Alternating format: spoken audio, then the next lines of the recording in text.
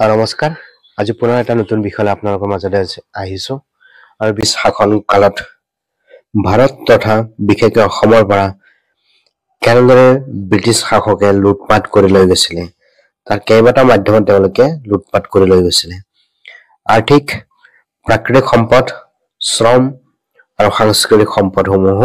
ইয়াৰ পৰা লুট কৰি লৈ গৈছিলে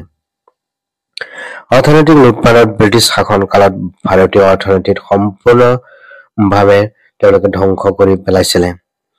আৰু এই কথা ড্ৰেন অফ ৱেলথ থিওৰীত ভাৰতীয় অৰ্থনীতিবিদ দাদাভাই নৰজীয়ে উল্লেখ কৰিছে যে 1756 পৰা 1938 সময়ছোৱাত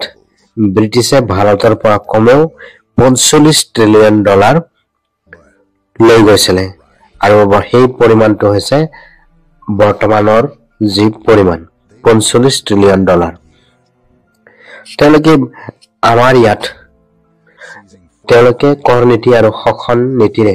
ভাৰতীয় কৃষকসকলৰ পৰা অত্যাধিক কৰ আদায় কৰি লৈ গৈছিলে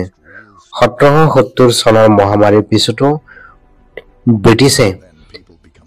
আমাৰ কৃষকসকলক ৰেহাই দিয়া নাছিলে কৰ ৰেহাই দিয়া নাছিলে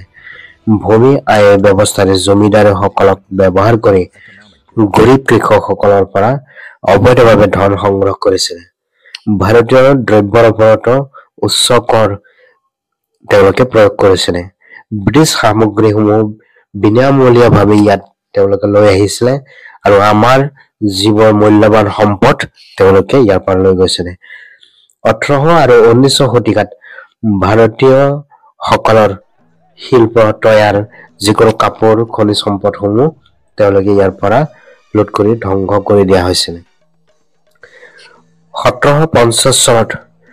ভাৰতৰ সেই সময়তে জিডিপি আছিল 25% আৰু ব্ৰিটিছ সকল যোৱাৰ পিছত ভাৰতৰ জিডিপি হৈ পৰিছিল মাত্ৰ 2% কাঠ চেগুনৰ কাঠ জামেৰী কাঠ আদি মূল্যৱান সামগ্ৰীসমূহ আৰু তেওঁলোকে খালি ইয়াতে স্থাপন কৰিছিল চাহ খেতি আৰু 1830 চনত ইয়াত অসমত তেওঁলোকে চাহ গছ ৰোপণ কৰিছিল আৰু তাত তেওঁলোকে শ্ৰমিকসকলক এনেদৰে শোষণ কৰিছিল যে দাহ নিচিনা যে চাকৰ বা কুকুৰৰ নিচিনাকে তেওঁলোকক ব্যৱহাৰ কৰিছিল এই যিবোৰ চাহপাত খেতিত শ্ৰমিক হিচাপে কৰ্মৰত আছিল ভাৰতীয় সমাজৰ ওপৰতো ইয়াৰ প্ৰভাৱ বিস্তাৰ কৰিছিল গৰীব আৰু ধনীসকলৰ মাজত ডাঙৰ পৰিৱৰ্তন আহিছিল ভাৰতৰ শিক্ষা ব্যৱস্থা ধ্বংস কৰি তেওঁলোকৰ শিক্ষা ব্যৱস্থা ইয়াত স্থাপন কৰিছিল আৰু কোহিনুৰ হীৰা 105 কেৰেট তেওঁলোকে আমাৰ ইয়াৰ পৰা লৈ গৈছিল তো চাওক ক'বলৈ গ'লে ভাৰতৰ যি সত্ৰীয় কলা সংস্কৃতিৰ ওপৰতো তেওঁলোকে আঘাত হানিছিল আৰু যি টিপু সুলতানৰ তৰোৱাল তেনেকুৱা ধৰণৰ খনিজ বা ইয়াত পুৰাতাত্ত্বিকভাৱে উদ্ধাৰ হোৱা সামগ্ৰীসমূহ তেওঁলোকে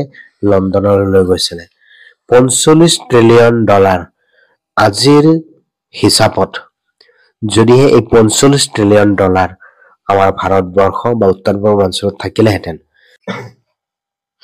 তেতিয়াহ'লে আজি ভাৰতবৰ্ষ এখন আমেৰিকাৰ নিচিনা আগবাঢ়িলেহেঁতেন তো ধন্যবাদ ব্ৰিটিছে আমাৰ পৰা কেনেধৰণে লুটি লৈ গ'ল আপোনালোকক আজি কিছু কথা জনালো আৰু যদিহে ভিডিঅ'টো ইনফৰ্মেটিভ যেন লাগিছে তেতিয়াহ'লে লাইক কমেণ্ট আৰু ছাবস্ক্ৰাইব কৰি দিবলৈ নাপাহৰিব ধন্যবাদ